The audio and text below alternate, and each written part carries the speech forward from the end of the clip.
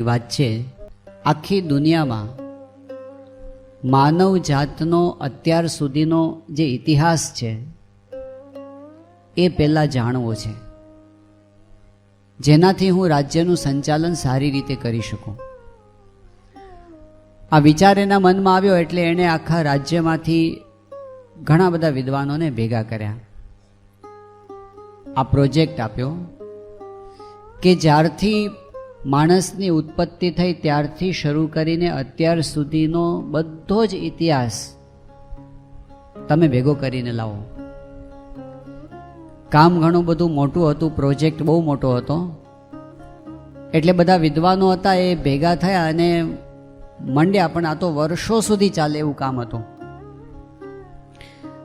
પેલો જે પ્રિન્સ હતો એ કિંગ બની ગયો, પણ હજી કામ પૂરું થયું નહોતું. ઘણા બધા વર્ષોની મહેનતના અંતે એ બધા પંડિતો ભેગું કરીને લાવ્યા સાહિત્ય. 12 ઊંટ લઈને આવ્યા હતા અને એક એક ઊંટ ઉપર 500 પોથીઓ હતી. આ બધું ભેગું કરીને લાવ્યા અને કીધું કે અમે આખી દુનિયાનો ઇતિહાસ ભેગો કરીને લાવ્યા છીએ. પેલા કિંગ બની ગયેલા ઝેમાયરે કીધું કે આ તો બહુ અઘરું કામ છે મારા માટે, આટલું બધું વાંચવું કે અભ્યાસ કરવો. તમે એક કામ કરો, ફરી વખત જાઓ અને એવું કરો કે આમાંથી જે અગત્યની વસ્તુઓ હોય એવી વસ્તુઓ સાર કાઢીને તમે મારી પાસે લાવો. ફરી વખત પેલા પંડિતો ગયા. વર્ષો સુધીની પાછી મહેનત. આ બાજુ પેલા રાજાની ઉંમર પણ વધતી ચાલી અને વર્ષો પછી ભેગું કરીને લાવ્યા. 3 ઊંટ લઈને આવ્યા હતા અને એક એક ઊંટ ઉપર 500 પોથીઓ હતી. પેલા કીધું આય મારાથી નહીં વંચાય, ફરી વખત જાઓ, આનોય સાર કાઢીને લાવો. ફરી પાછા મંડ્યા. કેટલાય પંડિતો તો ગુજરી ગયા.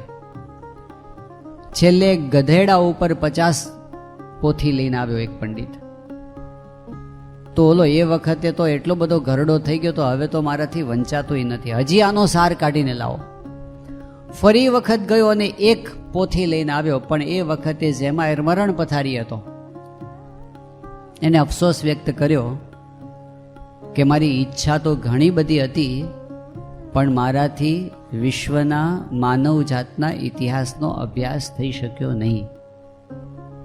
જે પેલો સામે ઘરડો પંડિત હતો એણે કીધું કે મહારાજ, જો તમે કહેતા હો તો ભલે તમારી પાસે આ બધું વાંચવાનો સમય નથી, પણ હું તમને સાર 3 વાક્યમાં કહી દઉં.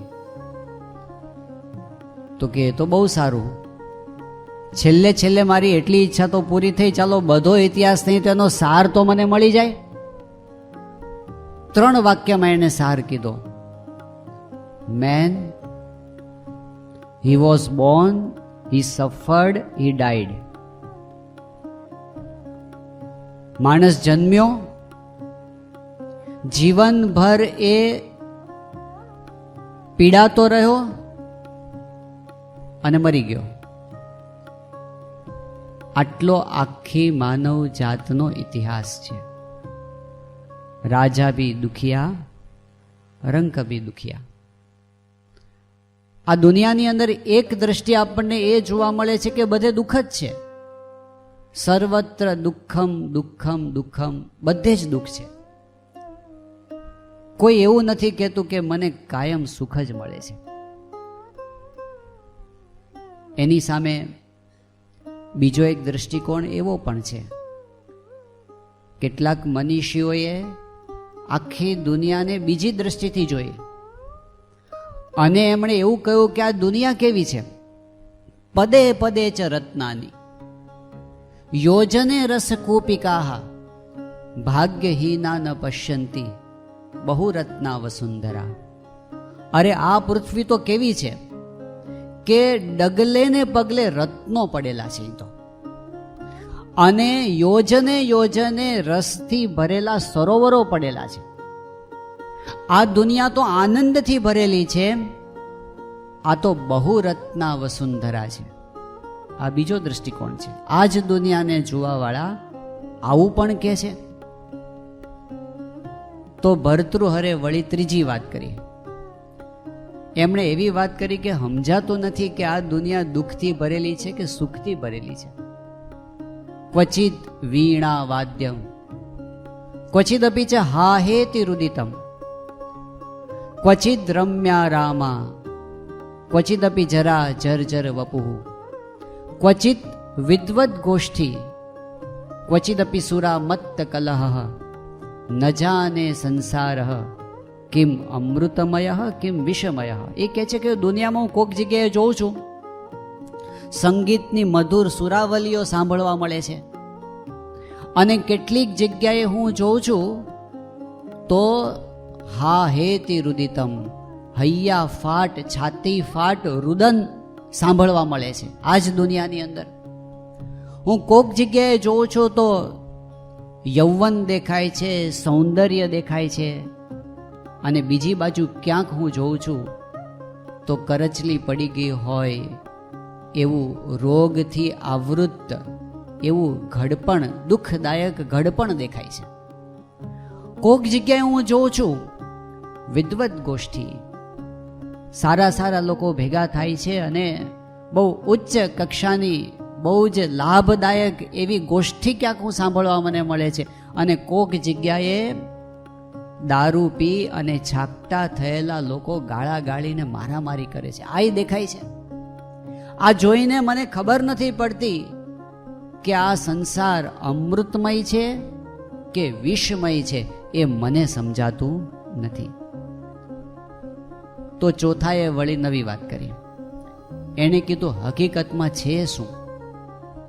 ચિત્તે પ્રસન્ને ભુવનમ પ્રસન્નમ ચિત્તે વિષણ્ણે ભુવનમ વિષણ્ણમ અતોભિલાષો યદિ તે સુખે સ્યાત ચિત્ત પ્રસાદે પ્રથમમ યતસ્વ. એવું કે છે કે હકીકતમાં છે કેવું કે જો આપણું ચિત્ત પ્રસન્ન હોય ને તો આખી દુનિયા આપણને સારી લાગે છે, અને જો આપણા ચિત્તમાં વિષાદ હોય તો આખી દુનિયા દુઃખથી ભરેલી આપણને દેખાય છે.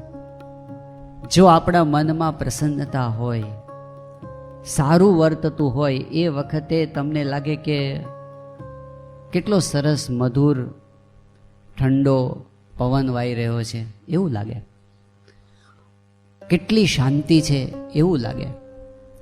અને બીજી બાજુ જો અંતરમાં અશાંતિ હોય તો બહાર એવું લાગે કે બધું સુનકાર છે, સ્મશાન જેવું છે, હું એકલો પડી ગયો છું, મારું કોઈ નથી, સૂનું સૂનું લાગે છે. તો અતોભિલાષો યદિ તે સુખે સ્યાત ચિત્ત પ્રસાદે પ્રથમમ યતસ્વ. જો ખરેખર આપણે સુખ, શાંતિ, આનંદમય આ દુનિયાને જોવી હોય અથવા તો કરવી હોય, જો આપણે સુખી થવું હોય અને બીજાને સુખી કરવા હોય તો કરવું શું? દુનિયાને બદલવાના વિચાર પછી કરીએ, આપણે આપણા મનને બદલવાનો વિચાર પહેલા કરીએ, કારણ કે એ આપણા હાથની અંદર છે. ચિત્ત પ્રસન્ને ભુવનમ પ્રસન્નમ. એ જ વાત સ્વામિનારાયણ ભગવાને વચનામૃતની અંદર કરી. એમણે કહ્યું કે મન જીત્યું એણે જગત જીત્યું. જીતમ જગત કે ન મનોહી એ ન. મન જીતવાથી આખું જગત જીતી જવાય છે. મન શાંત થાય તો આખું જગત આપણને સુખદાયક લાગે છે. એટલે આપણું મન સ્થિર હોય, આપણું મન શાંત હોય, આપણું મન પ્રસન્ન હોય, આપણું મન પવિત્ર હોય, આપણું મન મજબૂત હોય, એ આપણને સુખી કરે છે અને એ જ દુનિયાને પણ સુખી કરે છે. એ વસ્તુ સ્વામિનારાયણ ભગવાને આપી, એ જ આપણા શાસ્ત્રોએ આપી છે. આજે આપણે અહીં સભામાં આવીને બેઠા, સત્સંગ સભામાં આવીને શું આપે છે આપણને? આ એક શહેરની વાત કરું, નામ નથી આપતો એ શહેરનું, પણ એમાં એક ડૉક્ટર રહેતા હતા અને બુદ્ધિશાળી ડૉક્ટર હતા, સાયકાઇટ્રિસ્ટ થયેલા હતા, પોતે મનના જ ડૉક્ટર થયેલા હતા. હવે થયું કેવું કે લગ્ન થયા, એમના ધર્મપત્ની પણ ડૉક્ટર હતા, સંયુક્ત પરિવારમાં રહેતા હતા. પણ સંયુક્ત પરિવારની અંદર ઘણી વખત અંદર અંદર ઝઘડા થતા હોય છે. તો થોડુંક ઘરમાં કલહ વધી ગયો સ્વભાવોને લીધે, એને લીધે અશાંતિ બહુ રહે. એ અશાંતિને લીધે આ ડૉક્ટર પોતે વ્યસન પર ચડ્યા અને ધીમે ધીમે એની પરિસ્થિતિ વધારે વિકટ થતી ગઈ. તો એ પોતે સાયકાઇટ્રિસ્ટ હતા પણ પોતે જ પેશન્ટ જેવા બની ગયા. ગુસ્સો બહુ આવે, એના પેશન્ટ ઉપર એ ગુસ્સે થઈ જાય, તો એમની પ્રેક્ટિસ ચાલતી બંધ થઈ ગઈ. એક પરિસ્થિતિ કેવી આવીને ઊભી રહી ઘરમાં. એમના દીકરાએ સંતોને વાત કરી હતી કે નાનપણમાં એક પરિસ્થિતિ એવી આવીને ઊભી રહી કે એના પિતા પણ ડૉક્ટર હતા, એની માતા પણ ડૉક્ટર હતી, પણ ઘરના કજિયાને લીધે વાતાવરણ એવું હતું અને ઘરમાં બધી રીતે પાયમાલ થઈ ગયા હતા. એ કે મારા દૂધના બિલના પૈસા ચૂકવવાના ઘરમાં નહોતા, બધી રીતે ખુવાર થયા હતા. એવા સમયની અંદર એકવાર એવું થયું કે એ ડૉક્ટર પોતે પસાર થતા હશે રસ્તા ઉપર અને રસ્તા ઉપર મંદિર બની રહ્યું હતું. આપણું અત્યારે નડિયાદમાં મંદિર બને છે એવું એ શહેરની અંદર BAPS સંસ્થાનું શિખરબદ્ધ મંદિર બનતું હતું, રોડ ઉપરથી દેખાય. એટલે જિજ્ઞાસાવશ એ પોતે મંદિરના કેમ્પસની અંદર આવ્યા અને અંદર આવ્યા ને એને શાંતિ થવા માંડી. દરેક ભૂમિનો એક પ્રતાપ હોય છે ને, આજુબાજુના વાતાવરણની અસર હોય છે. તો એને જે ટેન્શન લઈને ફરતા હતા એવું એને લાગ્યું કે જાણે થોડું હળવું થઈ ગયું મારું સ્ટ્રેસ. એટલે ફરી વખત આવ્યા. હજી તો મંદિર બન્યું નહોતું, કામ ચાલુ હતું. પછી એને તપાસ કરી કે આ કોણ છે, આ કોણ સંચાલન કરે છે, આ બધું ખબર પડી એ તો સંતો રહે છે. એટલે સંતોના યોગની અંદર આવ્યા. પણ બુદ્ધિશાળી હતા અને શંકાશીલ સ્વભાવ હતો એટલે તરત તો કાંઈ બધું સ્વીકારી લેવાય નહોતા. એટલે એણે તપાસ કરવાનું ચાલુ કર્યું કે આ સંતો છે કેવા. એટલે એનું જીવન તપાસે. રાતના 11:30 વાગે આવે અને સંત આશ્રમમાં આંટો મારે કે આ બધા શું કરે છે. એણે નજીકથી બધો અભ્યાસ કર્યો અને વિશ્વાસ બેઠો કે આ જગ્યા તો સાચી છે, આ સાધુ તો સારા છે. એટલે પછી એણે કથા સાંભળવાની શરૂઆત કરી. સભામાં આવીને બેસવા માંડ્યા. એની અસર એવી થવા માંડી કે ધીમે ધીમે એના મનને શાંતિ થવા માંડી. એની અસર ઘર ઉપર થઈ, એની અસર એમની તબિયત ઉપર થઈ, એની અસર એની પ્રેક્ટિસ ઉપર થઈ. ધીમે ધીમે વાતાવરણ બદલાતું ગયું અને એમાંથી એક પરિસ્થિતિ એ આવીને ઊભી રહી. અત્યારે બહુ મોટી હોસ્પિટલ છે, પતિ પત્ની બંનેની પ્રેક્ટિસ જોરદાર ચાલે છે. દીકરો મોટો થઈને ડૉક્ટર થઈ ગયો, MD થઈ ગયો, લગ્ન થઈ ગયા. એના પત્ની પણ પોતે સારા ડૉક્ટર છે, એ સારામાં સારી પ્રેક્ટિસ કરે છે. પૈસે ટકે સુખી સંપન્ન થયા છે. પણ વિશેષતા શું છે, તમે અત્યારે એમને મળો ને એટલા આનંદી વ્યક્તિ છે ને, તમે ગમે તેવા ચિંતામાં હો ને એને તમે મળો ને 10 મિનિટમાં તમે આનંદમાં આવી જાઓ. એવું એમનું વ્યક્તિત્વ જ આખું બદલાઈ ગયું. હવે બદલાયું શું? ભણતર તો હતું, જે કંઈ બુદ્ધિ કહેવાય બુદ્ધિ એ હતી, પણ એ જ જગ્યા એનું જે મન હતું ને એ શાંત નહોતું. એને લીધે આ બધું હતું ને ગરબડ વાળું થતું હતું, કંઈ વ્યવહારમાં મજા નહોતી. એટલે કેટલી અગત્યની વસ્તુ છે મન. પ્રમુખ સ્વામી મહારાજ દિલ્હીમાં વિરાજમાન હતા ને એ વખતે અમેરિકાના આપણા એક બહુ જ સન્નિષ્ઠ ભક્ત છે વ્યોમેશભાઈ જોશી, એ ત્યાં આગળ આવ્યા હતા. કેલિફોર્નિયાની અંદર રહે છે. અને આ વાત છે લગભગ આજથી 17-18 વર્ષ પહેલાંની. દિલ્હી અક્ષરધામ બની ગયું હતું અને પછીના વર્ષની 1-2 વર્ષ પછીની વાત છે. હવે એ સમયે એવું થયું હતું કે એ પોતે અમેરિકાથી આવ્યા હતા. આમ તો પોતાના વ્યવસાયના કામ માટે આવ્યા હતા. એ પોતે અમેરિકાની અંદર HP નામની એક કંપની છે એના પોતે વાઇસ પ્રેસિડેન્ટ હતા. અને એ સમયની અંદર ભારતીય લોકો અમેરિકામાં ઊંચામાં ઊંચી પોસ્ટ ઉપર પોતે કોર્પોરેટમાં પહોંચ્યા હોય એમાં આ પોતે પહેલા ક્રમની અંદર ગણાતા હતા. એવા હતા વ્યોમેશભાઈ. એ બાપાના ખબર પડી, દિલ્હી પોતે આવ્યા હતા પોતાના કામ માટે, ખબર પડી કે બાપા અહીં વિરાજમાન છે. એટલે પ્રમુખ સ્વામી મહારાજના દર્શન માટે ગયા. સ્વામીશ્રીને મળ્યા, સ્વામીશ્રીએ એમને આશીર્વાદ આપ્યા, બધી વાતચીત થઈ. એમની સાથે એક અમેરિકન ભાઈ હતા. એમણે પરિચય આપ્યો કે સ્વામી આ મારી સાથે આવ્યા છે અને એ પોતે સાયકાઇટ્રિસ્ટ છે, મનના ડૉક્ટર છે, એ મારી ભેગા આવ્યા છે. સ્વામી કીધું કે એ કેમ અહીંયા ભારત જોવા માટે આવે છે? એ કે ના, એવું નથી સ્વામી, એ મારા પર્સનલ ડૉક્ટર છે.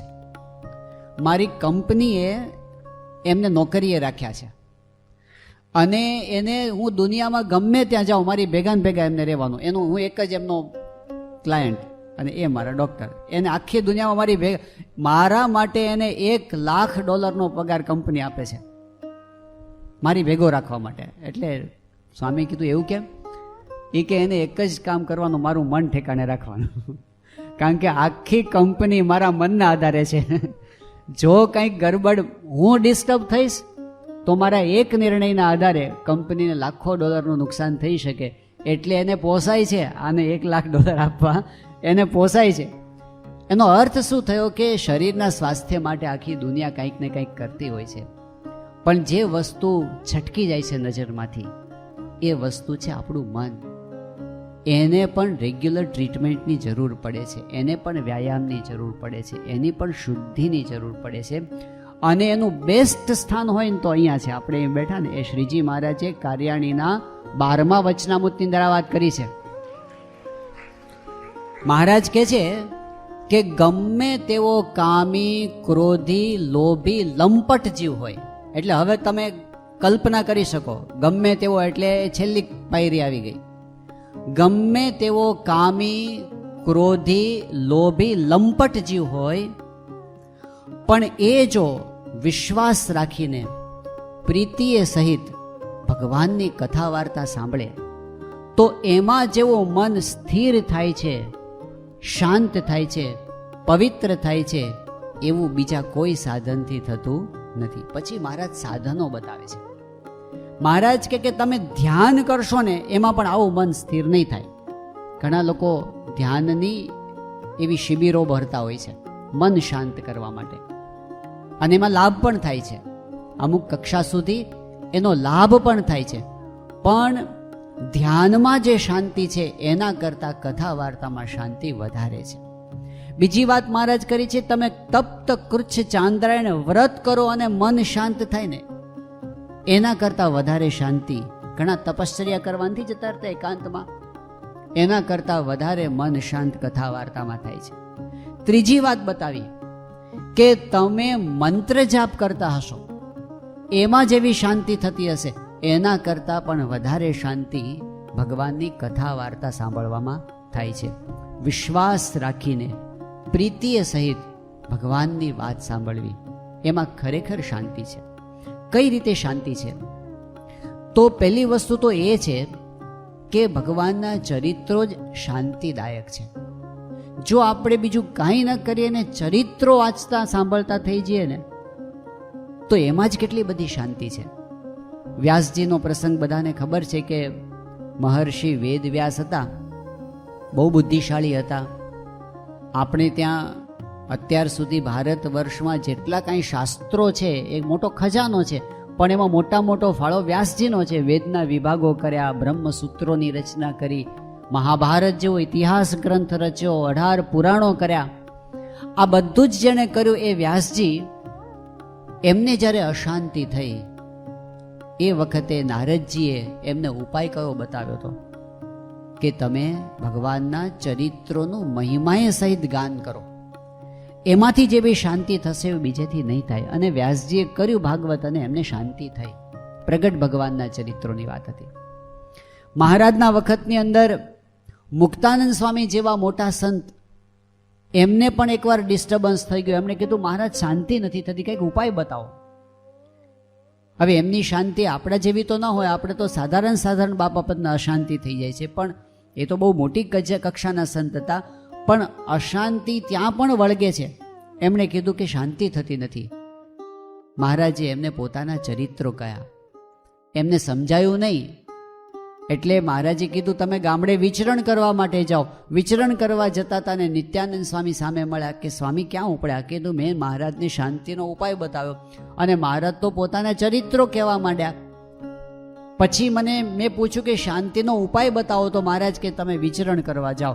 એટલે નિત્યાનંદ સ્વામી કે તમે સમજ્યા નહીં, આ ભગવાનના પ્રગટ ભગવાનના ચરિત્રોમાં શાંતિ છે. તમે એ કરશો એટલે તમને શાંતિ થશે. પાછા આવ્યા અને પછી શ્રીજી મહારાજના વચનમાં વિશ્વાસ એમને આવ્યો, એમણે ચરિત્રોનું ગાન કર્યું અને એમને શાંતિ થઈ. સ્વરૂપાનંદ સ્વામી બહુ મહાન સંત હતા. એમની તો સ્થિતિ કેવી હતી કે મહારાજે આનંદાનંદ સ્વામી, મુક્તાનંદ સ્વામી અને સ્વરૂપાનંદ સ્વામી આ ત્રણેય સંતોને એક પ્રશ્ન પૂછ્યો કે અમે તમને કોઈ કામ સોંપીએ, પ્રવૃત્તિ સોંપીએ તો તમે કેવી રીતે કરો? પ્રવૃત્તિ માત્ર અશાંતિ જન્માવે છે, પણ તમે પ્રવૃત્તિ કરો કેવી રીતે? તો આનંદાનંદ સ્વામીએ કીધું કે મહારાજ તમે જેમ કોને એમ હું કરી નાખું. આ પણ એક બહુ મહત્વની વસ્તુ છે, જેમ કેમ કરી નાખવું સહેલું નથી. મહારાજ રાજી થયા. મુક્તાનંદ સ્વામીને પૂછ્યું તમે કેવી રીતે કરો? તમને કોઈ કામ સોંપીએ કે આ કામ કરવાનું છે, કેવી રીતે કરો? તો એમણે કહ્યું કે મહારાજ મારી વૃત્તિ અંતરમાં તમારી મૂર્તિમાં જોડાયેલી હોય. જ્યારે તમે મને કોઈ કામ સોંપો, પ્રવૃત્તિ સોંપો, ત્યારે મારે શું કરવું પડે? એક વેત વૃત્તિ બહાર કાઢવી પડે. એક વેત વૃત્તિ બહાર કાઢવી પડે. અને જ્યારે કામ પૂરું થાય ત્યારે એક હાથ વૃત્તિ હું પાછી વાળું એટલે મને શાંતિ થાય. હવે વૃત્તિની પણ સાઈઝ હોય છે, આપણને તો એ ખબર નથી કે એક વેત વૃત્તિ અને એક હાથ વૃત્તિ. એમણે કીધું કે એક હાથ વૃત્તિ હું પાછી વાળું મને ત્યારે શાંતિ થાય. પછી મહારાજે સ્વરૂપાનંદ સ્વામીને પૂછ્યું તમે કેવી રીતે કરો? એમણે કહ્યું મહારાજ જ્યારે તમે મને કોઈ ક્રિયા સોંપો અને હું કોઈ પણ ક્રિયા કરવા માટે જાઉં અને મને કોઈ વસ્તુ દેખાય જ નહીં, હું જ્યાં જાઉં ત્યાં મને તમારી મૂર્તિ જ દેખાય, બીજું કાંઈ ન દેખાય. મહારાજ કે એ કેવી રીતે? તો સ્વરૂપાનંદ સ્વામીએ કીધું કે કોઈ તીર હોય અને એની આગળ લીંબુ ખોસી દીધું હોય અને પછી નિશાન લે, જ્યાં જ્યાં નિશાન લે ત્યાં ત્યાં લીંબુ, બધે લીંબુ જ દેખાય, કારણ કે તીરમાં ખોસેલું છે લીંબુ. એવી રીતે મારી વૃત્તિ તમારી મૂર્તિમાં પરોવાયેલી છે, એટલે જ્યાં જ્યાં મારી મૂર્તિ જાય છે ને ત્યાં તમારા છે બીજું કાંઈ દેખાતું નથી. મહારાજ બહુ રાજી થયા. આવી સ્થિતિવાળા સ્વરૂપાનંદ સ્વામી, એમને અશાંતિ થઈ. એકવાર કીધું મહારાજ શાંતિ થાય એવું કરો. એ વખતે મહારાજે આ જ કર્યું, પોતાના ચરિત્રો કયા. અને સ્વરૂપાનંદ સ્વામીને પહેલાં તો મહારાજે કસોટી કરી. મહારાજે કીધું કે જાઓ પર્વતભાઈ પાસે જાઓ, એ શાંતિની વાત કરશે. પર્વતભાઈ પાસે ગયા તો પર્વતભાઈએ તો મોટા સંત આવ્યા હતા એટલે એમને બેસાડ્યા, એમની પાસે આસન બની કે સ્વામી કથા વાર્તા કરો. સ્વરૂપાનંદ સ્વામી કથા વાર્તા પણ કરી. પછી પાછા ગયા. મહારાજ કે શું કરી આવ્યા? કે કથા વાર્તા કરી આવ્યો. મહારાજ કે કરવા નહોતા મોકલ્યા, સાંભળવા મોકલ્યા હતા, જાઓ પાછા. તે પાછા મોકલ્યા સ્વરૂપાનંદ સ્વામીને પર્વતભાઈ પાસે. ને એ વખતે પર્વતભાઈએ એવું કીધું કે સ્વામી શાંતિ જો મેળવવી હોય તો આ સ્વામિનારાયણ ભગવાન સાક્ષાત પ્રગટ વિરાજમાન છે, એમના સંબંધવાળું બધું દિવ્ય છે. આ દાદા ખાચરનો દરબાર દિવ્ય છે. તમે દાદા ખાચરના દરબારના નળિયાનું ધ્યાન કરો, એમાંથી શાંતિ થશે. શું કહેવા માંગતા હતા પર્વતભાઈ? શું કહેવા માંગતા હતા? કે તમે આત્મવિચાર તો કરો છો પણ તમે આત્મામાં બહુ ઊંડા ઊંડા ઊંડા જતા રહ્યો છો. હવે બહાર નીકળો. આ બહાર છે ભગવાન, અત્યારે આ હરે ફરે છે ભગવાન.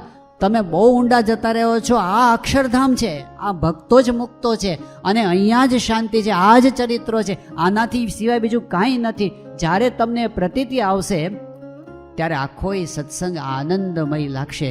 બધામાં દિવ્યતા તમને દેખાશે. પ્રથમના 28માં વચનામૃતની અંદર મહારાજે કીધું જ્યારે બધા ભક્તોની અંદર ગુણ દેખાવા માંડે, જ્યારે બધા મારાથી મોટા છે એવું દેખાવા માંડે, જ્યારે સત્સંગની અંદર દિવ્યતા દેખાવા માંડે, ત્યારે મહારાજ કે આઠે પોર આનંદના મહાસાગરમાં એ ઝીલતો રહે છે. આઠે પોર મહાસાગરમાં, જે મહારાજે પોતે પુરુષોત્તમ બોલા પ્રીતેમાં કહ્યું છે કે ભગવાનને ભજતા સર્વે ભક્તો દિવ્ય છે. આ મર્મની વાત જે કોઈ સમજે, ધારે અને વિચારે એ મગ્ન થઈ જાય છે, જગ જીતી જાય છે. આઠે પહોર આનંદ એનો ટળતો નથી.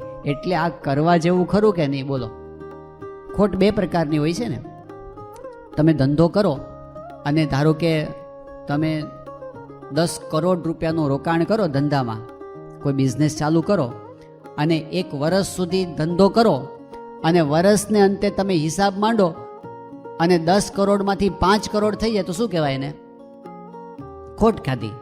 આ એક પ્રકારની ખોટ છે. પણ બીજો પ્રકાર કયો છે કે તમે ધંધો ચાલુ કરો, 10 કરોડ રૂપિયાનું રોકાણ કરો, વર્ષ આખું મહેનત કરો અને વર્ષને અંતે હિસાબ કરો તો 10 કરોડમાં ઓછા ન થયા હોય, નફો થયો હોય.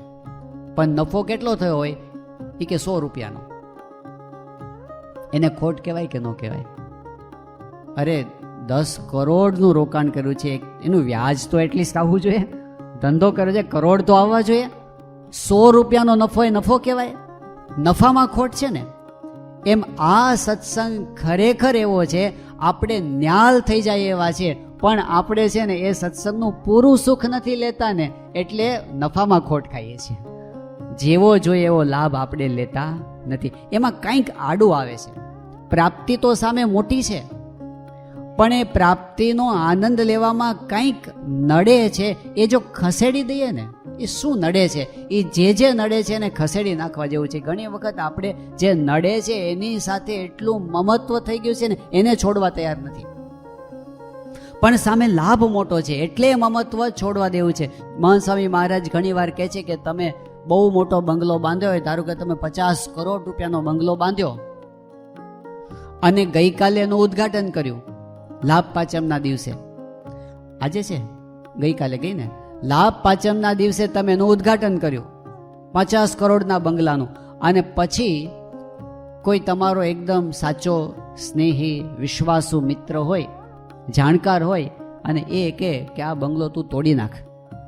એ કે મૂરખ છે, હજી ગઈકાલે આ 50 કરોડનો બંગલો બાંધ્યો છે, કાલે ઉદ્ઘાટન કરશું, તું તોડવાની વાત કરે છે. એ કે હું તને સાવ સાચી વાત કરું છું, તું તોડી નાખ, કારણ કે તારો આ વિશાળ બંગલો છે, વાત સાચી, પણ આ જ બંગલાની નીચે ખનીજ તેલ છે, અને અબજો અબજો અબજો રૂપિયાનું તેલ છે. તું જેટલું વહેલું કાઢીશ એટલો વહેલો અબજપતિ થઈશ. તો એ કે કાલે બુલડોઝર મૂકો. કારણ કે આ 50 કરોડ છે વાત સાચી, પણ એ 50 કરોડ બીજા લાખો કરોડો અબજો કરોડને રોકી રહ્યો છે, એટલે 50 કરોડને હટાવી દો, કારણ કે નડે છે. એમ આપણને ગમે એવી કેટલીક વસ્તુઓ હોય છે જેને આપણે છોડવા માંગતા નથી, પણ એ મોટું સુખ લેવામાં નડે છે. આ સત્સંગની પ્રાપ્તિને માણવામાં નડે છે. જેવા મહંત સ્વામી મહારાજ તો બહુ સ્પષ્ટપણે આપણને સ્વરૂપની વાતો કરી દીધી છે. જેવા ભગવાન અક્ષરધામમાં છે એવા અહીંયા છે, અને અહીંયા છે એવા અક્ષરધામમાં છે. આપણે કંઈ બાકી નથી, કંઈ ઉધાર નથી. મહારે મુનિના ધ્યાનમાં નાવે, હેરે શામળિયોજી મુજને બોલાવે. એ વસ્તુ આપણી પાસે મળી ગઈ છે. આપણે કલ્યાણમાં, મોક્ષમાં, પ્રાપ્તિમાં, અક્ષરધામના સુખમાં કાંઈ બાકી નથી. એ આપણે બધા મેળવી શકીએ એમ છે ને આજે મળે એમ છે, પણ એની વચમાં જે નડે છે ને એને આપણે છોડવાનું છે. શું નડે છે? નવા વર્ષના દિવસો ચાલુ થયા છે, આપણે નવેસરથી એની તપાસ કરવાની જરૂર છે. એક વસ્તુ જો નડતી હોય આપણને તો એ કઈ છે? પ્રમુખ સ્વામી મહારાજ વારંવાર આ વાત કહેતા. સ્વામી કહેતા કે બધુંય હોય, પણ જો કુટુંબમાં સંપ ના હોય ને તો આપણને મજા આવતી નથી. સત્સંગમાં સંપ ના હોય તો આપણને મજા આવતી નથી. સંપ છે ત્યાં શાંતિ છે, કુસંપ છે ત્યાં અશાંતિ છે. સંપ છે ત્યાં પ્રગતિ છે, કુસંપ છે ત્યાં વિનાશ છે. સંપ છે ત્યાં રાજીપો છે, ભગવાનનો રાજીપો છે, સંતનો રાજીપો છે, અને જ્યાં કુસંપ છે ત્યાં એમનો રાજીપો નથી. આપણે યાદ કરીએ, મહંત સ્વામી મહારાજ ગુરુપદે આવ્યા પછીની પહેલી દિવાળી હતી જ્યારે 2016ની સાલમાં, અને એ દિવસે સ્વામીએ આપણને એક પત્ર લખ્યો હતો આખા સત્સંગ સમુદાયને ઉદ્દેશીને. અને એમાં સ્વામીએ દિવાળી અને નવા વર્ષની ભેટ સોગાદ એવું ટાઇટલ મારી અને આપણને પત્ર લખ્યો હતો. એ ભેટ સોગાદમાં સ્વામીએ કીધું કે તમે બધા નિષ્ઠાવાન છો, સારી સેવા કરો છો, શંકા વગરની વાત છે. પણ પછી એમણે કહ્યું કે હવે આપણો પોતાનો સત્સંગ એ આપણે વધારે દ્રઢ કરવો હોય સુખ શાંતિ માટે, અને એ સત્સંગનો વિકાસ કરવો હોય સાચા અર્થમાં, તો એના માટે મુખ્ય વસ્તુ એમણે કઈ કીધી? તો એના માટે જરૂરી છે સંપ. અને પછી સ્વામી એમાં એક વસ્તુ ઉમેરી, સ્વામી કે એ વસ્તુ આપણને ખબર તો છે, સંપ જરૂરી છે, આપણને બધાને સંપ ગમે છે, કોઈને કુસંપ કંકાસ કોઈને ગમતો નથી, એ આપણને બધાને ખબર છે. પણ સ્વામી શું કહ્યું કે જો આપણે ખરેખર સંપ વધારવો હોય તો એના માટે શું કરવું કે સામેવાળા પાસેથી બિલકુલ અપેક્ષા ન રાખવી. બીજા તરફથી સહકાર મળે તો ભલે, ન મળે તો બિલકુલ અપેક્ષા ન રાખવી. સ્વામી કીધું કે એ વિચાર કરવો કે મારે સંપ રાખવો છે. પછી સ્વામી કહે કે એવો વિચાર કરવો રોજ કે ઘરમાં કે સત્સંગમાં હું કેવી રીતે બોલું તો સંપ વધે, હું કેવી રીતે વર્તું તો સંપ વધે, હું કેવી રીતે વિચાર કરું તો સંપ વધે. એ સ્વામી આપણને ઉપાય બતાવ્યો છે. તો ખરેખર આ વસ્તુ છે તો બહુ મહત્વની કે આપણને બધાને સંપ ગમે છે, કુસંપ ગમતો નથી. પણ ક્યાંક ને ક્યાંક આપણો અહંકાર વચમાં આડો આવી જાય છે અને એને લીધે પ્રશ્નો નાના હોય પણ એમાંથી આંટી સર્જાતી જાય છે. નાના નાના પ્રશ્નો બહુ મોટા અંતે. હું તમને 3 દિવસ પહેલાંની વાત કરું છું. એક જગ્યાએ આ સંતોને પધરામણીએ જવાનું થયું હતું. પિતા છે અને 2 ભાઈઓ છે. હવે આમ જુઓ તો મધ્યમ કક્ષાનું કુટુંબ છે, બહુ ધનવાને નથી, બહુ ગરીબે નથી, ખાધે પીધે સુખી માણસો છે. મોટો ભાઈ છે એ પોતે મહેનતુ છે, એણે મહેનત કરીને પૈસા કમાવા માટે કુટુંબ માટે ઘણી બધી મહેનત કરી છે, પણ નસીબ જોગે કોઈક કારણોસર એના લગ્ન નથી થઈ શક્યા. નાનો ભાઈ છે એના લગ્ન થઈ ગયા છે અને એને 2 બાળકો પણ છે. આવો પરિવાર. આમ જુઓ તો નાનપણથી બંને ભાઈઓ સાથે મોટા થયા છે, નાની નાની વાતો એકબીજા સાથે શેર કરતા, સંપીને નિર્ણય કરતા, એવું ચાલતું હતું. પણ છેલ્લા થોડાક સમયથી, થોડાક મહિનાઓથી ધીમે ધીમે ધીમે ધીમે અંતર વધતું ગયું. હવે તમે પૂછો કે પ્રશ્ન શું છે, તો એક જણને પૂછો, એ કે મારે તો કાંઈ પ્રશ્ન નથી, પણ એ સમજતા નથી. બીજાને બેસાડીને પૂછો કે તારે શું છે, એ કે મારે તો કાંઈ વાંધો નથી, પણ ઓલો સમજતો નથી. બસ આટલી જ વાત. પણ કે તમારે રાખવો છે, કે આ સંપ રાખવો છે, એ તો બધાને ગમે છે, પણ ઓલો સમજતો નથી ને એનો જ પ્રશ્ન છે. અને બધા જ પોતાની ફિલોસોફીમાં એવા ગૂંચાયેલા છે, પોતાનું જરાય છોડવા તૈયાર નથી ને એ કેમ સમજતો નથી. બસ આ જ વાત. પ્રશ્નો સાવ સામાન્ય. હવે ઓલો ભાઈ જમવા માટે બેઠો હોય, એક જણને જલ્દી જમીને ઊભો થઈ જાય છે, નાનો. મોટો છે જરા નિરાતે જમવા વાળો છે, એટલે શાંતિથી જમે છે. એટલે ઓલી એના નાના ભાઈને ઘરવાળીને જલ્દી વાઇન્ડ અપ કરવું હોય એટલે એ વાસણો ખખડાવે છે, લેવા માંડે છે, વાઇન્ડ અપ કરવા માંડે છે. ઓલાને એમાં ખોટું લાગી જાય છે. વાતમાં શું માનશે કહો? આવી નાની નાની વસ્તુઓ, એકેય વસ્તુમાં એવું નહીં કે જેને આપણે મેજર પ્રશ્ન કહી શકીએ, પણ કુટુંબના પ્રશ્નો નાનામાંથી જ મોટા થઈ જતા હોય છે. એને સોલ્યુશન કઈ રીતે જોવું? જો હવે આપણે જો એને ખંખેરવા બેસીએ ને કાઢવા બેસીએ ને તો એના પુરાણો હાલ્યા જ કરે. ઉકેલ ક્યારે આવે? જ્યારે વ્યક્તિ નક્કી કરે કે મારે એમાંથી કંઈક સોલ્યુશન કાઢવું છે અને એના માટે મારે શરૂઆત કરવી છે. જ્યારે પણ આપણે ધારો કે આપણે બધા બેઠા છીએ અહીંયા, આપણે પણ જેની સાથે રહેતા હોઈશું, દૂરવાળા સાથે બહુ પ્રશ્ન નથી. કદાચ આપણે મોટા બિઝનેસમેન હોઈએ તો આપણા કોન્ટેક્ટની અંદર કદાચ 2000 માણસોના કોન્ટેક્ટ હશે, 5000 માણસોના કોન્ટેક્ટ હશે અને સારા સંબંધો હશે આપણે, એટલે કે બોલવા ચાલવાના સંબંધો હશે. એમાં બહુ વાંધો નથી આવતો. હજારો માણસો સાથે આપણા રિલેશન્સ હોય એમાં બહુ વાંધો નથી આવતો. પણ જેની સાથે આપણે રોજ રહેતા હોઈએ, જેની સાથે આપણે રોજ કામ કરવાનું થતું હોય, એમની સાથેના આપણા સંબંધો ખરેખર સારા હોય, મિનિંગફુલ હોય, આપણને ખરેખર સાથે બેસવું ગમતું હોય, સાથે બેસીને કામ કરવું ગમતું હોય, એવા મિનિંગફુલ સંબંધો બહુ જ ઓછા હોય છે. બાળકો હોય, કિશોરો હોય, દીકરા દીકરી હોય, મા બાપે એને ઉછેરીને પ્રેમથી મોટાઈ કર્યા હોય, ઘણું બધું ઘસાયા હોય, પણ સાથે બેસીને વાત કરવી ગમતી ન હોય કોઈને. એ દીકરા હોય ને એને બહાર એના મિત્રો હારે રહેવું ગમતું હોય, દીકરીઓને બહાર એની બહેનપણીઓ હારે રહેવું ગમતું હોય. અને ઘરે કોલેજથી ભણીને આવ્યા હોય અને એના બાપા એને પૂછે કે માં પૂછે એને કંઈ પણ પ્રશ્ન પૂછે ને કોલેજનો, તો એ કહે કે આજે કોલેજમાં શું ભણ્યો, તો એ કે સારું ભણ્યો. બસ. ક્યાં ગયો હતો? મિત્રને ત્યાં ગયો હતો. શું કર્યું? બસ વાતો કરી.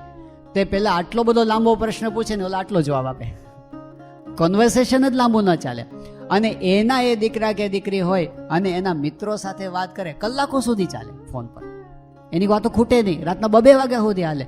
તો એવું કેમ થાય છે? જેટલું મા બાપ ઘસાયા છે એટલું તો ઓલા ઘસાયા નથી કાંઈ. પણ ડિસ્ટન્સ કેમ પડે છે? જનરેશનના ગેપ કેમ પડે છે? ભેગા બેસીને આપણે આનંદ કિલ્લોલ કેમ નથી કરી શકતા?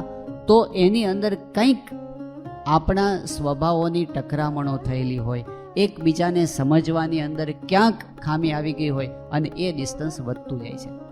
મિત્રો સાથે બને છે એનું કારણ કે એમાં ફ્રીક્વન્સી મેચ થાય છે, એકબીજાની વાતો સાંભળવા તૈયાર છે, વારંવાર ટોક નથી કરતા, કાંઈ શિખામણો બહુ નથી આપતા, એટલે ત્યાં છે ને ગાડું હાલ્યું જાય છે. એ બહુ ટોક કરે તો ત્યાંય ન હાલે ગાડું. પણ વાત શું છે કે જે જગ્યાએ આપણે સ્વભાવોની ટકરામણ થાય છે ને ત્યાંથી ગરબડ શરૂ થાય છે. તો એનો ઉકેલ શું? ઉકેલ છે શરૂઆત ક્યાંકથી તો કરવી પડે, અને એ શરૂઆત આપણે પોતાનાથી કરવી પડે.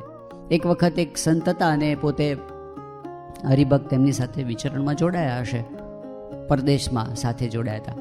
પછી વાતમાં બધા એની પરિવારની વાત સાંભળીને વાતમાં એણે પછી કીધું કે મારી દીકરી સાથે બોલવાનો પણ વ્યવહાર રહ્યો નથી. બાપ દીકરીને સંબંધો બગડી ગયા હતા. એટલે પેલા સંતે એને વાત કરી કે પણ તમે કંઈક, એ કે સ્વામી સમજે એમ જ નથી, એને એનો અહંકાર એટલો બધો છે ને. એટલે સંતે કીધું પણ અત્યાર સુધી તમારે જે કાંઈ પ્રસંગો બન્યા એમાં એનો વાંક હશે, વાત સાચી છે, પણ તમારી પણ કાંઈક તો ભૂલ છે કે નહીં?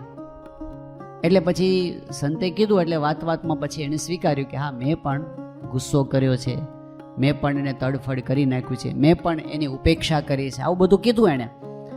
કારણ કે મારા કયા પ્રમાણે નહોતી કરતી એટલે મેં આવી રીતે એની સાથે વર્તન કર્યું.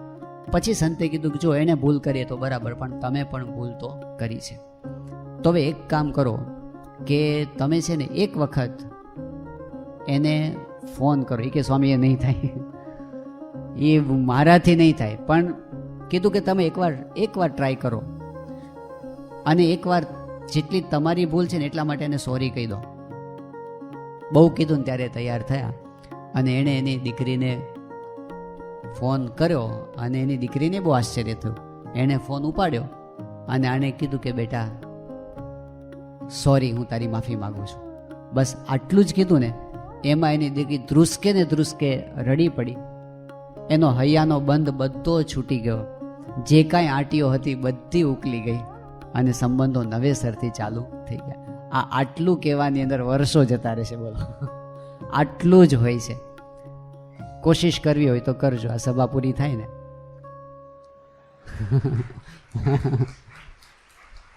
હિંમત જોઈએ ને, આ કઈ સહેલી વસ્તુ નથી. આમાં અહંકાર ઉપર પગ મૂકવાની વાત છે. આપણા સત્સંગનો જ ઇતિહાસ આપણે યાદ કરીએ કે આફ્રિકાની અંદર આપણા સત્સંગની શરૂઆત થઈ. આમ તો વિદેશના સત્સંગની શરૂઆત આફ્રિકાથી થઈ આપણા, અને આફ્રિકાના સત્સંગના પાયાની અંદર પણ આપણા 2 મુખ્ય હરિભક્તો હોય તો એક હતા મગનભાઈ ને બીજા હતા હરમાનભાઈ, બંને નિષ્ઠાવાન ભક્તો. 2 જણથી શરૂઆત થઈ હતી. 2 જણ ભેગા થઈને પહેલી સભા કરતા હતા, પછી ધીમે ધીમે બધા ઉમેરાતા ગયા. હવે એ લોકો ત્યાં આફ્રિકાની અંદર બધી લાઈફસ્ટાઈલ આપણી ગુજરાત જેવી જ હતી. બધી હાંજ પડે એટલે બધા ફ્રી પડી જાય એટલે પછી બધા વોલીબોલ રમવા માટે ભેગા થાય. હવે વોલીબોલ રમતા રમતા ઝઘડો થયો. રમતા રમતા લડી પડે ભાઈ, માણસ છે. ઝઘડો થયો તો એવો ઝઘડો થયો ને એમાં તડફડ થઈ ગઈ કે મારે તારી કઈ લેવા દે, તું જા, તારે જે કરવું એ કર. બોલતા જ બંધ થઈ ગયા, અબોલા થઈ ગયા. હવે ચલો આમ તો બોલતા બંધ થઈ ગયા તો થઈ ગયા, એમાં તો મારે શું તારી જરૂર છે. પણ પ્રોબ્લેમ ક્યાં આવ્યો? જ્યારે સભાનો દિવસ આવે, 2 જ જણા સભામાં બેસતા હોય ને 2 જ જણા બોલતા ન હોય તો શું થાય કહો? ઘર સભામાં ઘણી વાર આવું થઈ જાય છે. 2 જ જણાને બેસવાનું હોય ને 2 જ જણાને અબોલા થઈ ગયા. હવે કરવું શું? એટલે એક બાજુ મગનભાઈને વિચાર તો આવે કે આ સભાનું શું થશે, પેલી બાજુ હરમાનભાઈને વિચાર આવે કે સભાનું શું થશે.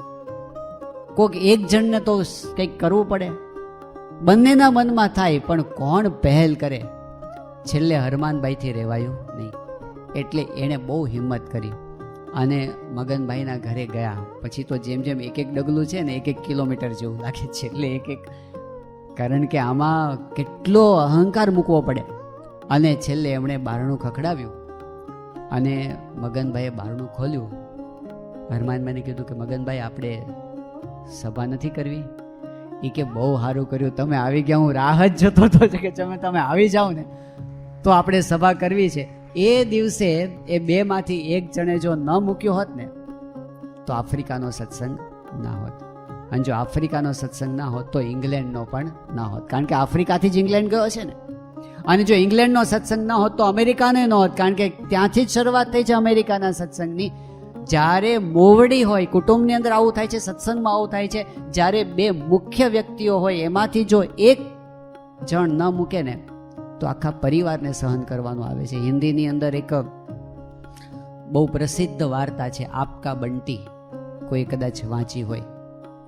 એની અંદર આવું જ છે. પિતા ડૉક્ટર છે, માતા પ્રિન્સિપાલ છે, બંને ભણેલા ગણેલા છે, બુદ્ધિશાળી છે, બંનેને વટ છે પોતાનો. અને એમાં બંનેને પોતાના અહંકારને ટકરામણ, એટલે પતિ પત્નીને પ્રશ્ન થાય છે. કોઈને નમવા તૈયાર થતા નથી. નાની વાતમાંથી એ અંતર વધતું જાય છે, એનો ભોગ ઓલો દીકરો બને છે. અને પછી એકબીજાને બતાવી દેવા માટે પતિ છે એ બીજી કોઈ સ્ત્રી સાથે વાતચીત કરે છે, પત્ની છે એ બીજા કોઈની સાથે વાતચીત કરે છે, ખાલી એકબીજાને બતાવી દેવા માટે. અને છેલ્લે છૂટાછેડા થઈને ઊભા રહે છે. છોકરો ક્યાંય નો રહેતો નથી. પ્રશ્ન અહંકાર સિવાય બીજો ક્યાંય હોતો નથી. આ આપણને નડે છે, સત્સંગી થયા તોય નડે છે. અને એને લીધે આપણે સત્સંગનો સ્વાદ જેવો નથી લઈ શકતા.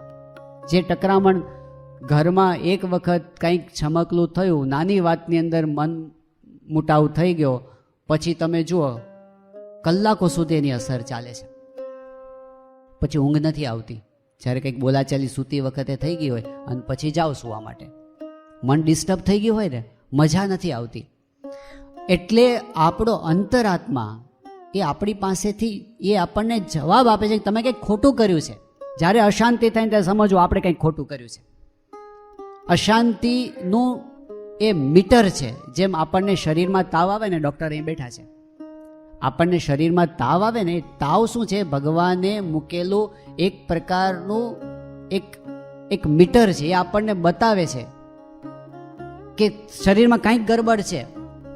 કારણો ઘણા બધા હોય.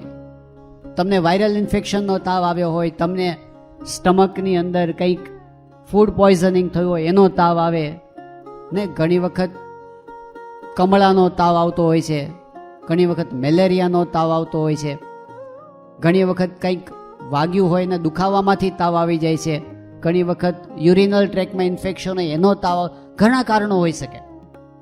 હવે તાવ આવે એટલે કોઈ વ્યક્તિ પેરાસિટામોલ લઈને તાવને દબાવી તો દે, પણ ડાયગ્નોસિસ કરવાની જરૂર છે. તાવ એ તો એક ઇન્ડિકેશન આપે છે. તમારું શરીર તમને કહે છે કે શરીરમાં કંઈક ગરબડ છે, તપાસ કરો, કંઈક અંદર પ્રોબ્લેમ છે. એ બતાવવા માટે ટેમ્પરેચર બહાર આવે છે ને. એવી રીતે કંઈ પણ જ્યારે આપણને અશાંતિ થાય ને, એ ઇન્ડિકેશન છે કે આપણે કંઈક ગરબડ કરી છે. કાં આપણા વર્તનમાં ગરબડ થઈ છે, કાં આપણી વાણીમાં ગરબડ થઈ છે, કાં આપણા વિચારમાં ગરબડ થઈ છે. કંઈક ભૂલ કરી હોય તો જ આપણને અશાંતિ થાય, એ વિના થાય નહીં. કારણ કે આત્મા છે એનો તો સચ્ચિદ આનંદ એનો સ્વભાવ છે. આત્માનો સ્વભાવ આનંદ છે, પરમાત્માનો સ્વભાવ આનંદ છે. અને એમના ખોળામાં આપણે બેઠા છીએ. પછી કેમ અશાંતિ થાય? તો એ તપાસ કરવા માટે છે. એ આપણને બતાવે છે કે હવે પ્રોગ્રેસ કરવાનો ટાઈમ આવ્યો, હવે તપાસ કરવાનો ટાઈમ આવ્યો. તો જ્યારે આવું થાય ત્યારે આપણે જાતને તપાસીએ. ઘણી વખત શું થતું હોય છે, આપણને થાય કે ભૂલ તો હોય આપણી, પણ આપણે એ ભૂલને સાચી સાબિત કરવાની અંદર ઘણી એનર્જી વાપરી નાખીએ છીએ. દલીલો કરવાની અંદર, આપણી ભૂલને ઢાંકવાની અંદર આપણે સ્વીકારતા નથી. ઘણી વખત એવું બને, આપણે કહીએ કે ભાઈ ભૂલ એની વધારે છે ને મારી ઓછી છે, એમાં ને એમાં વર્ષો કાઢી નાખતા હોય છે. 100% સાચી વાત હોય, સામેવાળાની ભૂલ વધારે હોય, આપણી ભૂલ ઓછી હોય. પણ જો આપણે ઉકેલ લાવવો હોય, એને શાંતિ જોતી હોય ને રાજીપો જોતો હોય, તો એના માટેનો એક જ ઉપાય છે કે આપણી થોડી ભૂલ હોય ને તો પણ એ થોડી ભૂલને જોવી, એને સુધારવી, એના માટે માફી માંગવી. આ જ મહંત સ્વામી મહારાજે આપેલી ફોર્મ્યુલા છે. આજ પ્રમુખ સ્વામી મહારાજે આપેલી ફોર્મ્યુલા છે. સ્વામીએ કીધું કે ખમવું, ઘસાવવું, અનુકૂળ થવું, મનગમતું મૂકવું એ પોતાને જ કરવાનું છે, સામેવાળાનું જોશો નહીં. આપણે ન્યાય અન્યાયમાં ચડી જઈએ છીએ. આપણે ન્યાય મેળવવા માટેની લડાઈમાં શાંતિને ગુમાવી દઈએ છીએ. શાંતિ સાચવવા માટે ન્યાય અન્યાયના વિચારો છોડી દેવા પડે, તો આપણને સાચા અર્થમાં શાંતિ મળશે. એટલે એક આપણને નડતું હોય છે ભગવાનને સંત મળ્યા પછી કે સંબંધોની અંદર ગરબડને, એમાં પણ મુખ્ય અહંકાર. બીજી વસ્તુ કઈ હોય છે? તો શ્રીજી મહારાજે અંત્યના 8મા વચનામૃતમાં આની વાત કરી છે. મહારાજે કહ્યું કે આપણા ઇન્દ્રિયો, આપણું અંતઃકરણ એ ડહોળાઈ જાય ને, વિષયથી ડહોળાઈ ગયું હોય ત્યારે આપણને શાંતિ થતી નથી. ભગવાન ભેગા બેઠા હોય ને તોય શાંતિ ન થાય. એ દુનિયામાં જે વસ્તુઓની અંદર આપણું મન ખેંચાયું એ છેલ્લે તો જેટલું કંઈ માયામય સુખ છે એ સર્વે દુઃખ વિનાનું હોય જ નહીં. એટલે એવી વસ્તુઓ, એમાં પણ ખાસ કરીને ધર્મ નિયમની બાબતમાં જ્યારે આપણી ગરબડ થાય છે. શ્રીજી મહારાજે વચનામૃત ગરડા પ્રથમના 34માં આ વાત કરી કે ભગવાનના ભક્તને જેટલું દુઃખ આવે છે, તુચ્છ પદાર્થ માટે ભગવાનની આજ્ઞા લોપવાથી આવે છે. જેટલું સુખ થાય છે એટલું ભગવાનની આજ્ઞા પાળવાથી થાય છે. તો જ્યારે જ્યારે આપણે એ ધર્મની મર્યાદાનો ઉલ્લંઘન કરીને બહાર પગ મૂકીએ છીએ એટલે અશાંતિ થાય ને થાય જ છે. એ બાબતની અંદર મર્યાદા છે ને આપણી રક્ષા માટે છે. આ સત્સંગની એક વિશેષતા છે કે બાઈઓ દેખીને ભાઈઓ છેટેલા ચારે, પડી વસ્તુ કોઈની હાથે નવ જાલે રાજ. આજે મહારાજે શુદ્ધ ધર્મ નિયમની મર્યાદા આપી છે ને, એની બહાર પગ મૂકે એટલે એને દુઃખ આવ્યા વગર રહેતું નથી. તો એ ધર્મ મર્યાદાનો આગ્રહ એ આપણી ગુરુ પરંપરાએ રાખ્યો છે, રખાવ્યો છે. ઘણા બધા કુટુંબ પરિવારોની અંદર ક્લેશનું કારણ આ બન્યું છે. કદાચ કોઈક જાણે કે ના જાણે. હમણાં પૂજ્ય આનંદ સ્વરૂપ સ્વામી અમારી એક શિબિરની અંદર આ પ્રસંગ કહ્યો હતો. એમણે કહ્યું કે એ જ્યારે અમદાવાદ મુંબઈમાં રહેતા પૂરાશ્રમની અંદર, આનંદ સ્વરૂપ સ્વામી પોતે સારા ટેબલ ટેનિસ પ્લેયર હતા. પહેલાં જ્યારે ભણતા હતા કોલેજમાં ત્યારે, તો એમના એક મિત્ર હતા. એમની સાથે એમના પેલી 2 જણની પેર રમતી હોય ને ટેબલ ટેનિસમાં, તો એની સાથે એ રમતા. અને એ તો સિંગાપોર સુધી ને બધે ભારતનું પ્રતિનિધિત્વ કરવા માટે રમવા ગયેલા. બહુ સારા પ્લેયર હતા ટેબલ ટેનિસના અને ધનવાન પરિવારમાંથી હતા. આનંદ સ્વરૂપ સ્વામીએ તો દીક્ષા લઈ લીધી, પણ પેલા જે એમના મિત્ર હતા એને તો કંઈ સત્સંગનો યોગ હતો ને, એને પછી એ તો પોતે પોતાના બિઝનેસમાં ને એમાં પોતે આગળ વધ્યા હશે. વર્ષો સુધી કોઈ સંપર્ક નહોતો. પણ વર્ષો પછી આનંદ સ્વરૂપ સ્વામીને એ પોતે 20-25 વર્ષ પછી મળ્યા મુંબઈની અંદર મંદિરે. એ શોધતા આવે કે મારા મિત્ર હતા પેલા નિરંજન દવે, એ ક્યાં છે? તો ગોતતા પહોંચ્યા. અને પછી વર્ષો પછી મળ્યા એટલે પછી બધી એની સુખ દુઃખની વાતો કરી. એમાં મિત્ર હતા એટલે એને સાચા ભાવે, નિખાલસ ભાવે એને કીધું કે મારી પાસે બધું જ છે, પૈસા છે, પરિવાર છે, બંગલા છે, ગાડી છે, પણ અંતરમાં શાંતિ નથી. અને અશાંતિનું કારણ એને શું કીધું? અશાંતિનું કારણ એ જ કીધું કે હું મારા ધર્મ પત્ની પ્રત્યે વફાદાર નથી રહી શક્યો. એ મને ડંખે છે અંદરથી. એની પત્નીને તો ખબર નથી કદાચ, પણ એ મને ડંખે છે. અંતરાત્મા મને કોરી ખાય છે કે હું એને વફાદાર નથી. આ યુનિવર્સલ પ્રિન્સિપલ જેવું છે. શાંતિ એ સત્યની અંદર છે, અશાંતિ એ અસત્યની અંદર રહેલી છે. જ્યારે આપણે વફાદારી ગુમાવીએ છીએ કોઈ પણ જગ્યાએ, કોઈ પણ પ્રકારે, તો કદાચ આખી દુનિયાને આપણે છેતરી શકીશું, આપણા અંતરાત્માને આપણે ક્યારેય છેતરી શકતા નથી. અને એ અશાંતિ કરે છે. ધર્મ નિયમની મર્યાદા આ બહુ જ મોટી વસ્તુ છે અને એ આપણા સત્સંગની વિશેષતા છે. આપણે આશરો તો મજબૂત છે, પણ આજ્ઞા પાલનની અંદર ખોટ આવવી જોઈએ નહીં.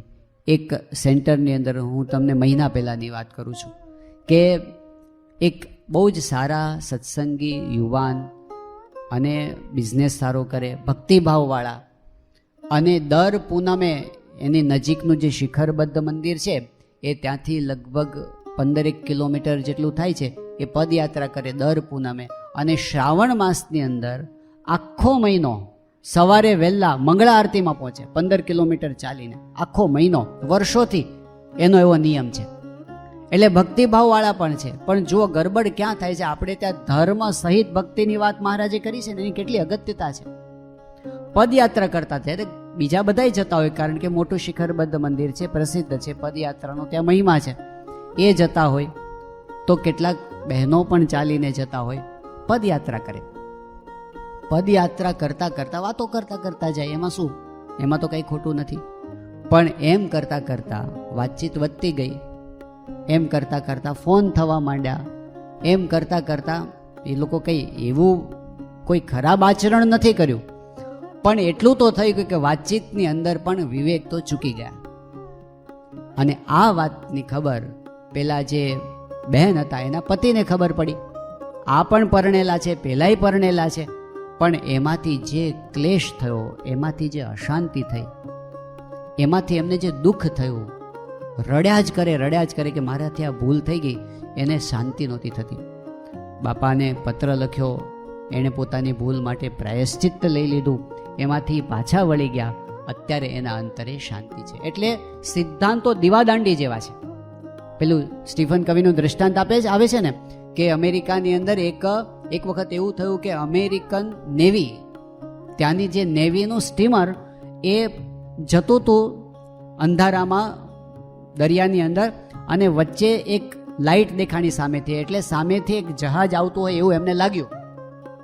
હવે એના રૂટની અંદર વચ્ચે સામે આવતું હતું, એટલે જહાજ ઉપરથી એણે પેલા વાયરલેસ દ્વારા મેસેજ મોકલ્યો સામેના જે દેખાતું હતું એને, કે તમે તમારું જે વહાણ છે એને 10 ડિગ્રી જમણી બાજુ ખસેડી લો, કારણ કે તમે અમારા રસ્તામાં આવો છો. તો સામેથી વાયરલેસમાં મેસેજ આવ્યો કે તમે ખસી જાઓ, અમે નહીં ખસીએ, એવો જવાબ આવ્યો. તો આણે કીધું કે હું અમેરિકન નેવીનો કેપ્ટન બોલું છું, તમે ખસી જાઓ. તો સામેથી જવાબ આપ્યો કે હું કેપ્ટન નથી, હું સામાન્ય લેમેન છું, પણ અમારાથી નહીં ખસાય, તમે ખસી જાઓ. પણ પેલા કે તને ખબર છે હું આર્મી નેવીનો માણસ બોલું છું, અમેરિકન નેવીનો, ખસી જાતું. તો સામેથી કીધું કે તમે ખસો, કારણ કે હું તો દીવાદાંડી ઉપરથી બોલું છું. દીવાદાંડી ન ખસે, આપણે ખસવું પડે. આપણે ગમે એટલા મોટા હોય ને તો એ દીવાદાંડી જ છે. એમ ધર્મના સિદ્ધાંતો એ સિદ્ધાંતો છે, સિદ્ધાંતો ખસતા નથી. આપણે જ એડજસ્ટમેન્ટ કરી અને સિદ્ધાંતો ઉપર આજે નહીં તો કાલે આવવું જ પડે છે, એ વિના છૂટકો નથી. એવી રીતે આ ધર્મના સિદ્ધાંતો પાયાના સિદ્ધાંતો છે. અને એટલે આપણી ગુરુ પરંપરાએ કેટલો એનો આગ્રહ રાખ્યો છે. આપણા મહાન ભક્તરાજનું નામ તમે સાંભળ્યું હશે, હર્ષદરાય દવે, હર્ષદરાય ત્રિભુવનદાસ દવે, જેમણે આપણને સ્વામિનારાયણ ભગવાનનું જીવન ચરિત્ર, ગુણાતીતાન સ્વામીનું જીવન ચરિત્ર, ભગતજી મહારાજનું, શાસ્ત્રીમાનું જીવન ચરિત્ર આપ્યું. પૂજ્ય ઈશ્વરચરણ સ્વામીના પૂર્વાશ્રમના પિતાશ્રી, એકાંતિક ભક્ત કહેવાય એવી ઉચ્ચ કોટીના હતા.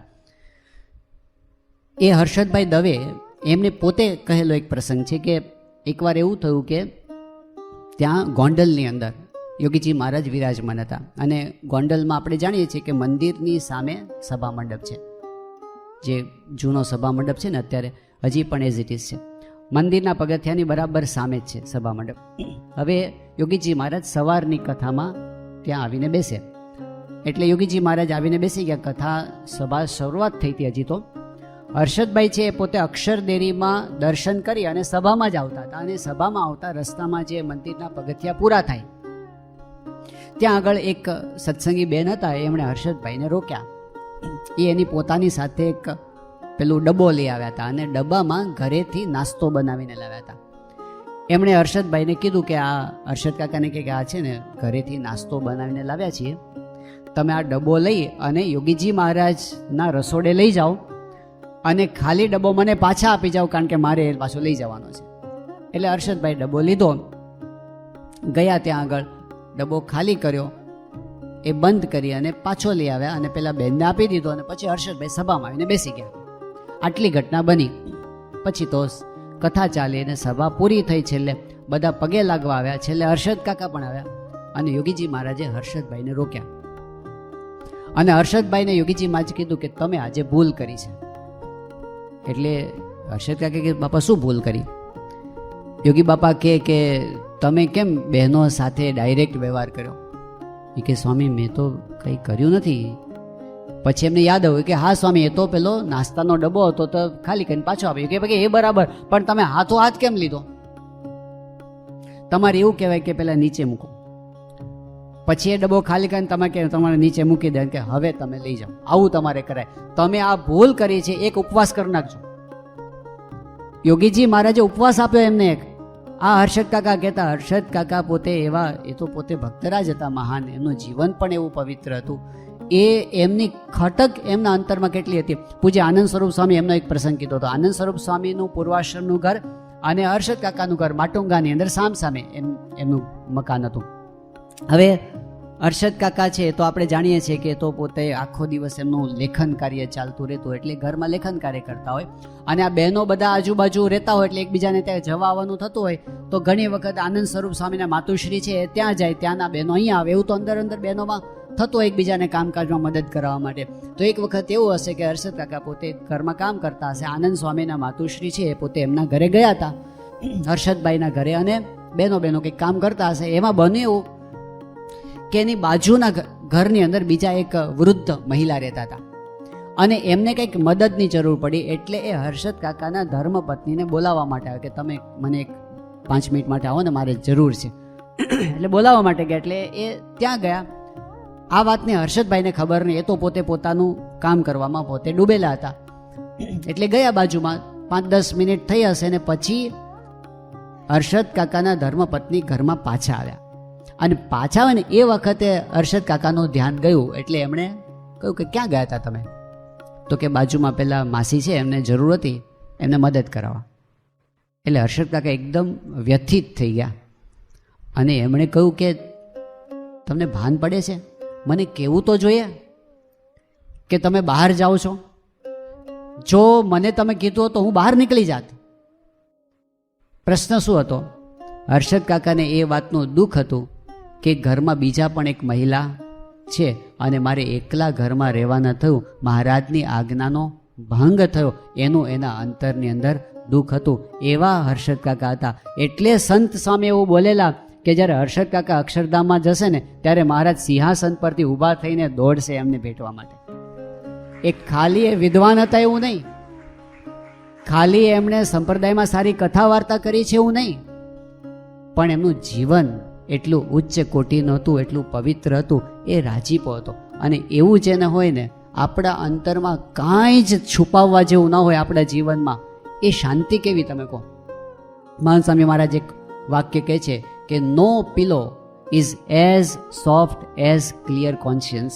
આ મહાન સ્વામી મહારાજ ઘણી વખત કહેતા કે આપણને ઊંઘ આવી જાય એવું સારું ઓશિકું કયું? સારામાં સારું ઓશિકું કયું? No pillow is as soft as clear conscience. આપણો કોન્શિયન્સ ક્લિયર હોય, આપણા અંતરાત્મામાં કાંઈ ડંખે એવું કાંઈ આપણે ન કર્યું હોય અને જે શાંતિ થાય ને જે ઊંઘ આવે ને એવી ઊંઘ બીજી એકેય નહીં.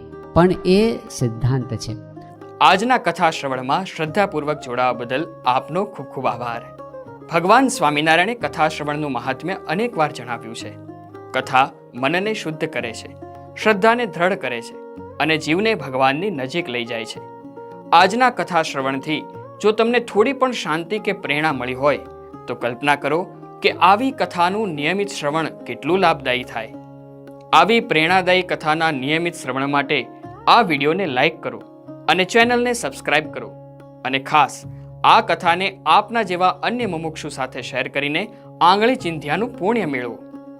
જય સ્વામિનારાયણ.